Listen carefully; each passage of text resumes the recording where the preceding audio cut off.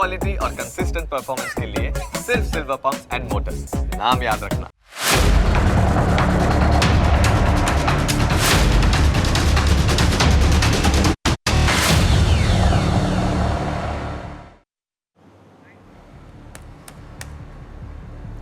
નમસ્કાર, હું Janak Dave full stop news analysis પ્રોગ્રામમાં આપનું સ્વાગત છે. તમને અસર કરતા સમાચારનું અમે સરળ ભાષામાં સચોટ રીતે કરીશું છણાવટ. આ એનાલિસિસ 360 ડિગ્રી હશે, જેનાથી મહત્ત્વના મુદ્દાઓને લગતા દરેક સવાલ પર હવે મુકાશે ફૂલ સ્ટોપ. આજે અમે ન્યાયની વાત કરીશું. બુલડોઝરથી મળતા ન્યાયની આ વાત છે, જેનાથી આતંક, અપરાધ અને અરાજકતાનો અંત આવતો હોવાનો દાવો કરવામાં આવી રહ્યો છે. આ બુલડોઝર હવે ન્યાયની સાથે ઝડપી એક્શનનું પણ પ્રતીક બન્યું છે. હવે આતંકવાદીઓ, અપરાધીઓ અને તોફાનીઓના દરવાજે બુલડોઝર પહોંચી જાય છે. જોકે બીજી તરફ વોટ બેંક માટે કેટલાક લોકો આતંકવાદીઓ અને અપરાધીઓનો બચાવ કરે છે. એટલે જ આજે અમે બુલડોઝર ન્યાયના દરેકે દરેક પાર્ટ્સ તમારી સમક્ષ રજૂ કરીશું.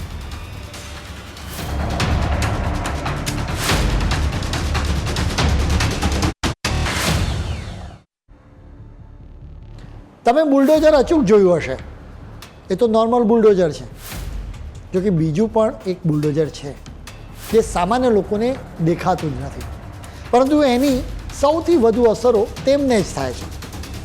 આઝાદી બાદથી જ આ બુલડોઝરે ગરીબો અને મધ્યમ વર્ગના સપનાઓને કચડી નાખવાનું કામ કર્યું છે. આમ છતાં માનવ અધિકારો માટે લડનારી ગેંગ મૌન જ રહી છે. તોફાનીઓના બુલડોઝરથી સામાન્ય માણસોએ જિંદગી ગુમાવી ત્યારે આ ગેંગ ચૂપ રહી હતી. તમારી પરસેવાની કમાણી પર પણ કરપ્શનનું બુલડોઝર ફરતું રહ્યું. આમ છતાં આ ગેંગની બોલતી બંધ જ રહી હતી. દશકાઓ સુધી આવું બુલડોઝર ફરતું રહ્યું હતું. હવે એક ત્રીજા પ્રકારના બુલડોઝરની વાત. આ બુલડોઝરથી અપરાધીઓ, આતંકવાદીઓ અને તોફાની તત્વોને સજા આપવામાં આવે છે. જોકે માનવ અધિકારો માટે લડત લડતી આ ગેંગને એ મંજૂર નથી. આ ગેંગ આવા બુલડોઝરનો વિરોધ કરે છે. એટલે સ્પષ્ટ રીતે માની શકાય કે આ ગેંગને માનવ અધિકારોની સાથે નિસ્બત જ નથી. તેઓ તો માત્ર અપરાધીઓના અધિકારો માટે જ લડત લડે છે. તેઓ આવા બુલડોઝર ચલાવનારાઓની વિરુદ્ધ અદાલતોમાં પણ જાય છે. સુપ્રીમ કોર્ટે તાજેતરમાં જ આવા બુલડોઝર ન્યાયને લઈને રાજ્ય સરકારોને ફટકાર લગાવી હતી. અદાલતે જણાવ્યું હતું કે રાજ્ય સરકારો બુલડોઝર ન્યાય કરી રહી છે એ ભારતના કાયદા પર બુલડોઝર ચલાવવા જેવું છે. અદાલતે એમ પણ જણાવ્યું કે આ પ્રકારની કામગીરી કાયદાની વિરુદ્ધમાં છે. કોઈ વ્યક્તિની અપરાધમાં સંડોવણી હોય તો એનો એ અર્થ નથી કે તેની પ્રોપર્ટીનું ડિમોલેશન કરવું જોઈએ. સુપ્રીમ કોર્ટે ગુજરાતની એક વ્યક્તિની અરજી પર આ વાત જણાવી હતી. આ અરજીમાં આ વ્યક્તિએ જણાવ્યું હતું કે તેના પરિવારના એક સભ્યની વિરુદ્ધ FIR દાખલ થઈ હતી, જેના પછી મ્યુનિસિપલ કોર્પોરેશને તેમના પરિવારના ઘરને તોડી પાડવાની ધમકી આપી હતી. અદાલતે આ કેસમાં આ વ્યક્તિના ઘરને યથાસ્થિતિમાં જાળવી રાખવા માટે આદેશ આપ્યો છે. જાવેદ અલી નામની વ્યક્તિએ આ કેસમાં અરજી કરી હતી. તે મૂળ ખેડા જિલ્લાના કઠલાલનો છે. તેણે જણાવ્યું હતું કે 2004માં કઠલાલની ગ્રામ પંચાયતે આ ઘરને બાંધવા માટે મંજૂરી આપી હતી. તેણે અરજીમાં એમ પણ જણાવ્યું હતું કે તેના પરિવારની 3 પેઢી આ જ ઘરમાં રહે છે. જોકે તેના પરિવારના એક સભ્ય વિરુદ્ધ FIR દાખલ કરવામાં આવતા જ મ્યુનિસિપલ કોર્પોરેશને આ ઘરનું ડિમોલેશન કરવાની ચેતવણી આપી હતી. આ સમગ્ર કેસમાં અમે એક FIRની વાત જણાવી છે. એ કેસ વિશે પણ તમારે થોડી જાણકારી મેળવવી જરૂરી છે. 9 વર્ષની હિન્દુ બાળકીની સાથે અડપલા કરવા બદલ જાવેદનો ભાઈ સૈયદ અખ્તર અલી પકડાયો હતો, જેના કારણે તેની વિરુદ્ધ FIR દાખલ કરવામાં આવી હતી. તેની ધરપકડ બાદ કઠલાલ પાલિકાએ દબાણ મામલે નોટિસ ફટકારી હતી. બુલડોઝરથી તેના ઘર આગળનું અસ્થાયી દબાણ દૂર કરવામાં આવ્યું હતું. આ કેસમાં 10 દિવસમાં 380 પાનાની ચાર્જશીટ ફાઇલ કરવામાં આવી હતી. આ મામલે ગૃહ રાજ્યમંત્રી હર્ષ સંઘવીએ ટ્વીટ કરીને માહિતી આપી હતી. અદાલતે આખરે જાવેદના ઘરને યથાસ્થિતિમાં જાળવી રાખવા માટે આદેશ આપ્યો છે. આ મહિનામાં બીજી વખત અદાલતે આરોપીઓની મિલકતોને તોડી પાડવા બદલ વહીવટીતંત્રની ટીકા કરી હતી. સુપ્રીમ કોર્ટે 2 સપ્ટેમ્બરે પણ બુલડોઝર ન્યાયની ટીકા કરી હતી. અદાલતે જણાવ્યું હતું કે કાયદો દોષિત વ્યક્તિની મિલકતને પણ તોડી પાડવાની છૂટ નથી આપતો. બુલડોઝરથી આ રીતે ન્યાયના મામલે ન્યાયતંત્રે આ પહેલાં અલગ સ્ટેન્ડ પણ અપનાવ્યું હતું. સુપ્રીમ કોર્ટે બુલડોઝરથી ન્યાયના એક કેસમાં ઉત્તર પ્રદેશની સરકારની પાસેથી સોગંદનામું માંગ્યું હતું. યોગી સરકારે સોગંદનામું રજૂ કર્યું, જેમાં જણાવાયું હતું કે રાજ્યમાં કાયદા પ્રક્રિયા અનુસાર જ ડિમોલિશન કરવામાં આવે છે. સુપ્રીમ કોર્ટે યોગી સરકારના સોગંદનામાની પ્રશંસા કરી હતી. અદાલતે આ મામલે આખા દેશ માટે ગાઈડલાઈન જારી કરવા માટે પણ આદેશ આપ્યો હતો. ભારતમાં બુલડોઝર ન્યાયની શરૂઆત ઉત્તર પ્રદેશમાં થઈ હતી. યોગી આદિત્યનાથની સરકારે માફિયાઓ, તોફાનીઓ અને અપરાધીઓની મિલકતોને તોડી નાખી હતી, જેના પછી રાજસ્થાન, ગુજરાત અને મધ્યપ્રદેશમાં પણ બુલડોઝર્સ ગરજવા લાગ્યા. બીજેપી શાસિત રાજ્યોમાં અપરાધીઓને બુલડોઝરનો ડોઝ આપવાની શરૂઆત થઈ. બીજેપીના નેતાઓ દાવો કરવા લાગ્યા કે બુલડોઝરથી ગેરકાયદે બાંધકામની સાથે તુષ્ટિકરણની રાજનીતિને પણ ધ્વસ્ત કરવામાં આવી રહી છે. બીજેપીના નેતાઓને બુલડોઝર ન્યાય વિશે વધુ સવાલ કરવામાં આવે છે, ત્યારે તેઓ મુખ્તાર અંસારી, અતિક અહેમદ અને આઝમ ખાનની વાત કરે છે, જેમણે હજારો હિન્દુઓ પર ભયાનક અત્યાચારો કર્યા હતા. બંદૂકના નાળચે હિન્દુઓની જમીન પચાવી પાડી હતી. આ નેતાઓ કહેતા રહે છે કે આવા અત્યાચારો કરનારાઓની મિલકતોને તોડી જ નાખવી જોઈએ. બીજેપીના નેતાઓ દાવો કરતા રહે છે કે માફિયાઓ વિરુદ્ધ આકરી કાર્યવાહીના કારણે જ ઉત્તર પ્રદેશમાં મહિલાઓ મુક્તપણે ફરી શકે છે. માફિયા રાજથી મુક્તિ મળી હોવાના કારણે જ ઉત્તર પ્રદેશના લોકોએ યોગી આદિત્યનાથને વધુ એક વખત ચાન્સ આપ્યો હોવાનો દાવો કરવામાં આવે છે. બીજી તરફ અપરાધીઓ અને તોફાનીઓ વિરુદ્ધ એક્શનને બિરદાવવાના બદલે કોંગ્રેસના નેતાઓ આતંકવાદીઓની વકીલાત પણ કરી રહ્યા છે. મુંબઈ બ્લાસ્ટનો અપરાધી યાકુબ મેમનને ફાંસી આપવામાં આવી હતી. એ સમયે કોંગ્રેસના નેતા દિગ્વિજયસિંહે આ ફાંસી સામે સવાલો ઉઠાવ્યા હતા. તેમણે કહ્યું હતું કે આતંકવાદના બીજા કેસીસમાં થઈ રહેલી સુનાવણી પર મને શંકા છે. સરકાર અને ન્યાયતંત્રની વિશ્વસનીયતા દાવ પર છે. સ્વાભાવિક રીતે બીજેપીના નેતાઓએ યાકુબના આ બચાવનો વિરોધ કર્યો હતો. બુલડોઝર ન્યાયના મામલે યુપીના મુખ્યમંત્રી યોગી આદિત્યનાથ અને સમાજવાદી પાર્ટીના નેતા અખિલેશ યાદવ શું કહે છે એ તમે સાંભળો. बुलडोजर पे हर एक व्यक्ति के हाथ नहीं फिट हो सकते. इसके लिए दिल और दिमाग दोनों चाहिए. दिल और दिमाग दोनों चाहिए. बुलडोजर जैसी क्षमता और दृढ़ प्रतिज्ञा जिसमें हो वही बुलडोजर चला सकता है. दंगाइयों के सामने नाक रगड़ने वाले लोग बुलडोजर के सामने वैसे पस्त हो जाएंगे. इसका मतलब यह हुआ कि आपने जानबूझ करके जिनसे आपको बदला लेना था, नीचा दिखाना था और अपनी सरकार की ताकत पर, अहंकार पर आपने जानबूझ करके बुलडोजर चलाए, जिसका परिणाम यह है कि हाई कोर्ट से लेकर के सुप्रीम कोर्ट ये कह सकता है कि बुलडोजर संवैधानिक नहीं है. બુલડોઝરની રાજનીતિ મામલે યોગી અને અખિલેશ આમને સામને આવી ગયા છે. ઉત્તર પ્રદેશ બાદ મધ્યપ્રદેશે પણ બુલડોઝરની નીતિ અપનાવી છે. એપ્રિલ 2022માં મધ્યપ્રદેશના ખરગોનમાં રામનવમીના દિવસે કોમી રમખાણો થયા હતા, જેના પછી આરોપીઓના ઘર તોડી પાડવામાં આવ્યા હતા, જેમાં પીએમ આવાસ યોજના હેઠળના કેટલાક મકાનો પણ તોડી પાડવામાં આવ્યા હતા. આ જ કારણે કોંગ્રેસે આ ડિમોલિશન કામગીરીની આકરી ટીકા કરી હતી. કોંગ્રેસના નેતાઓએ સવાલ કર્યો હતો કે પીએમ આવાસ યોજના હેઠળના મકાનોનું કેવી રીતે ડિમોલિશન થઈ શકે. જેના જવાબમાં બીજેપીના નેતાઓએ જણાવ્યું હતું કે ખરગોનમાં રામનવમીના દિવસે નિર્દોષો પરના હુમલાની ભયાનકતાને ધ્યાનમાં રાખીને આવું પગલું લેવામાં આવ્યું છે.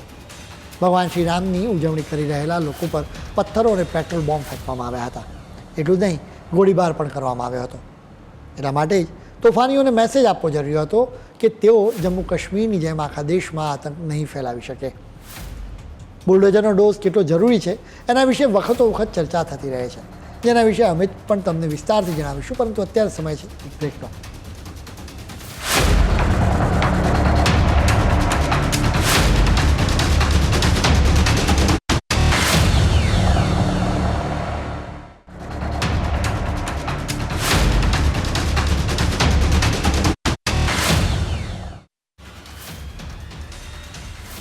બ્રેક બાદ આપનું સ્વાગત છે. ભારત અને ઇઝરાયલ પાક્કા મિત્રો છે. આપણે ત્યાં કહેવાય છે કે સોબતની અસર થતી હોય છે. ઇઝરાયલની સોબતના સ્વરૂપે ભારતે છેલ્લા કેટલાક વર્ષોમાં ઇઝરાયલ જેવી નીતિ અપનાવી હોય એમ લાગી રહ્યું છે. ઇઝરાયલ એના દુશ્મનોને એમના ઘરમાં ઘૂસીને મારવા માટે જાણીતું છે. આ દુશ્મન ઈરાન કે તુર્કી સહિત કોઈ પણ દેશમાં છુપાયો હોય તો પણ ઇઝરાયલ તેને શોધી જ નાખે છે. ભારતે પણ કદાચ દુશ્મનના ઘરમાં ઘૂસીને મારવા માટેની પ્રેરણા ઇઝરાયલ પાસેથી જ મેળવી હોય એમ જણાય. એટલે જ ભારતે સર્જિકલ સ્ટ્રાઇક કરી હતી. એ જ રીતે બુલડોઝરના મામલે પણ ઇઝરાયલની પાસેથી જ પ્રેરણા મળી હોય એમ લાગી રહ્યું છે. ઇઝરાયલ આતંકવાદ અને તોફાનોના મામલે ઝીરો ટોલરન્સની નીતિ અપનાવે છે. આ દેશ લોખંડી પંજા અને બુલડોઝરથી આતંકના અંત માટે મિશન મોડમાં કામ કરે છે. આ દેશમાં નિર્દોષ નાગરિકો પર કાયરતાપૂર્વક હુમલા કરનારાઓ પર બુલડોઝર ચલાવવામાં આવે છે. માનવ અધિકારો માટે લડનારી સંસ્થાઓ શું કહેશે કે કાયદો શું કહેશે એની ઇઝરાયલ જરા પણ પરવાહ કરતું નથી. તમે આને બુલડોઝરથી સિમ્પલ ડિમોલિશન ન માનતા. એ આતંકની વિરુદ્ધનું ઘોષણાપત્ર છે. દરેક આતંકવાદી, અપરાધી અને દેશદ્રોહીને એનાથી એક મેસેજ જાય છે. આ મેસેજ છે કે તમે સજાથી બચી નહીં શકો. બુલડોઝર્સ વાસ્તવમાં માત્ર મશીન નથી, કોઈ પણ ભોગે પોતાના લોકોની રક્ષા કરવાની ઇઝરાયલના મક્કમ ઇરાદાનું આ પ્રતીક છે. ઇઝરાયલના આ બુલડોઝરની આકરી ટીકા પણ થઈ રહી છે. ટીકા કરનારાઓ દલીલ કરી રહ્યા છે કે આ પ્રકારના ડિમોલેશનના કારણે એક વ્યક્તિના અપરાધની સજા આખા ઘરને મળે છે. બાળકો અને મહિલાઓએ પણ સજા ભોગવવી પડે છે. તેમની પાસેથી ઘર છીનવાઈ જવાથી આખરે નફરત અને હિંસા વધશે. આ ટીકાના જવાબમાં ઇઝરાયલ કહે છે કે આ પ્રકારના ડિમોલિશનથી આતંકવાદીઓમાં ડર ફેલાય છે, જેના કારણે ભવિષ્યમાં કોઈ વ્યક્તિ અપરાધ કરતાં 100 વખત વિચાર કરે છે. ઇઝરાયલે પેલેસ્ટીનના હુમલાખોરોના મકાનોના ધ્વસ્ત કરી નાખ્યા હતા. ઇઝરાયલ ચારે બાજુથી દુશ્મનોથી ઘેરાયેલો દેશ છે. આ દુશ્મન દેશો ઇઝરાયલને નષ્ટ કરવા સતત કાવતરા રચતા રહે છે. એટલા માટે જ ઇઝરાયલ માટે આ પ્રકારના પગલાં જરૂરી થઈ જાય છે. ભારતે બુલડોઝર ન્યાય માટે ઇઝરાયલ પાસેથી જ પ્રેરણા મેળવી હોવાનું લાગે. બીજેપી શાસિત રાજ્યોના મુખ્યમંત્રીઓએ દાવો કરતા કરી રહે છે કે જો કોઈ કાયદાને પડકારશે, જાહેરમાં અરાજકતા ફેલાવશે તો તેના ઘર પર બુલડોઝર ચાલશે. જોકે કોંગ્રેસ સહિત ઇન્ડિયા ગઠબંધનના નેતાઓને વાંધો એ વાતનો હોય છે કે હંમેશા માત્ર એક ધર્મના લોકોને ટાર્ગેટ કરવામાં આવે છે. જેના જવાબમાં બીજેપી શાસિત રાજ્યોના મુખ્યમંત્રીઓ કહેતા રહે છે કે કાયદો તોડનારાઓને સજા મળે છે. જ્યારે પણ અપરાધીઓના ગેરકાયદે ઘર પર બુલડોઝર ચલાવવામાં આવે છે ત્યારે આ પ્રકારની રાજનીતિ ખૂબ જ થાય છે. એવા સમયે ઇન્ડિયા ગઠબંધનના નેતાઓ અને મુસ્લિમ આગેવાનો રાજ્ય સરકારની વિરુદ્ધમાં મેદાને પડે છે. જો કે કંગના રનૌતના ઘર પર બુલડોઝર ફરી વળ્યું હતું ત્યારે એક પણ નેતાએ વિરોધ નહોતો કર્યો.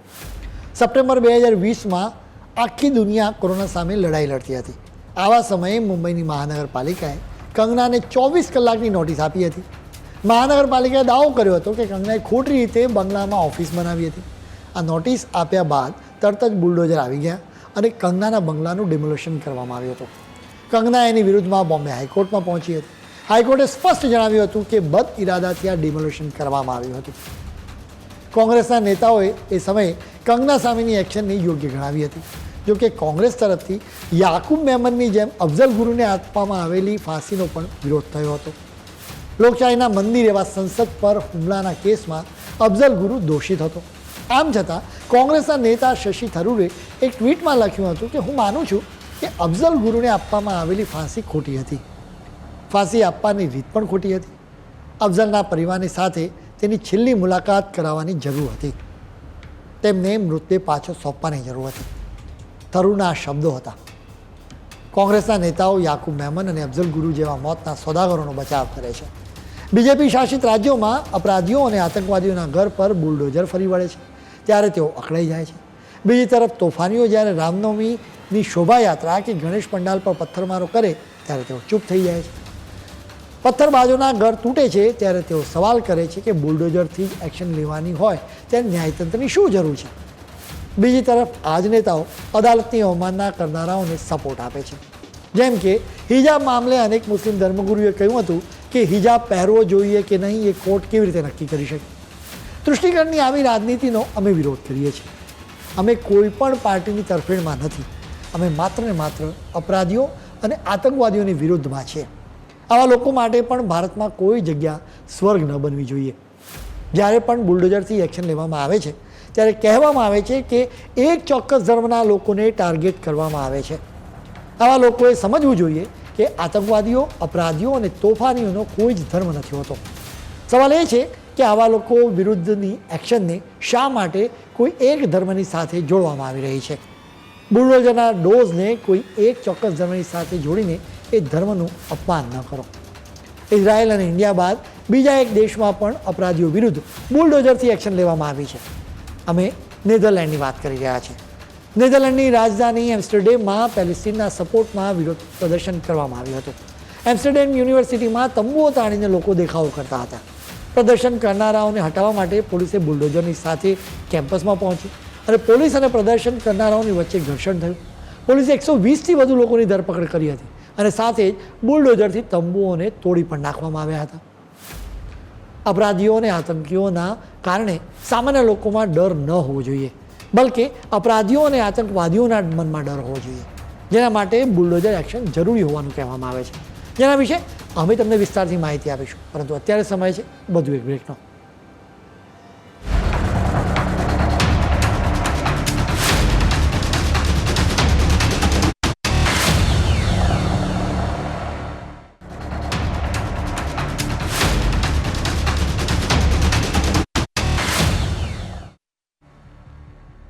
બ્રેક બાદ આપનું સ્વાગત છે.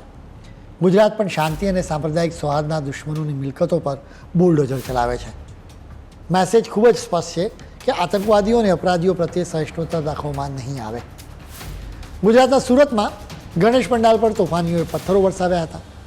હિન્દુઓ પાસેથી શાંતિથી પોતાનો ઉત્સવ ઉજવવાનો અધિકાર પણ છીનવી લેવાની કોશિશ કરવામાં આવી હતી. આ પથ્થરમારા માટે રીતસર પ્લાનિંગ કરવામાં આવ્યું હતું. સગીરો અને સ્ત્રીઓને પણ સામેલ કરવામાં આવી હતી. જો આવા તોફાનીઓની વિરુદ્ધ કોઈ જ એક્શન ન લેવામાં આવે તો હિન્દુઓ ભવિષ્યમાં તેમના કોઈ જ ઉત્સવ નહીં ઉજવી શકે. આ જ કારણસર તેમને મેસેજ આપવા માટે આકરી સજા જરૂરી હતી. આ જ કારણે ગુજરાતમાં પણ બુલડોઝરનો ડોઝ આપવામાં આવ્યો. ગણેશ પંડાલ પર તોફાનો બાદ સુરત મહાનગરપાલિકાએ ડિમોલેશન કામગીરી શરૂ કરી દીધી. સૈયદપુરા વિસ્તારમાં દબાણો દૂર કરવામાં આવ્યા હતા. ફરી ચમકલું ન થાય એના માટે મોટી સંખ્યામાં અધિકારીઓ તેમજ પોલીસના ઉચ્ચ અધિકારીઓ હાજર રહ્યા હતા. ગુજરાતમાં પહેલાં પણ તોફાનીઓની વિરુદ્ધ આ પ્રકારના પગલાં લેવામાં આવ્યા છે. તોફાનીઓની વિરુદ્ધ ખંભાતમાં પણ એક્શન લેવામાં આવી હતી. 2 વર્ષ પહેલાં અહીંના સંવેદનશીલ શક્કરપુરા વિસ્તારમાં રામનવમીના દિવસે પથ્થરમારની ઘટના બની હતી, જેમાં એક વૃદ્ધનું મોત થયું હતું, જેના કારણે આખો વિસ્તારમાં સ્થિતિ વણસી હતી. જેના પછી તોફાનીઓએ મેસેજ આપવા માટે ડિમોલેશનની કામગીરી શરૂ કરવામાં આવી હતી. આ વિસ્તારમાં માંદામારે લોકોએ ગેરકાયદે કાચા અને પાકા બાંધકામો ઊભા કર્યા હતા. 3 દિવસમાં દબાણો દૂર કરવા માટે નોટિસ આપવામાં આવી હતી. જોકે એમ છતાં એની અસર નથી, જેના કારણે ગેરકાયદે બાંધકામો ધ્વસ્ત કરવામાં આવ્યા હતા.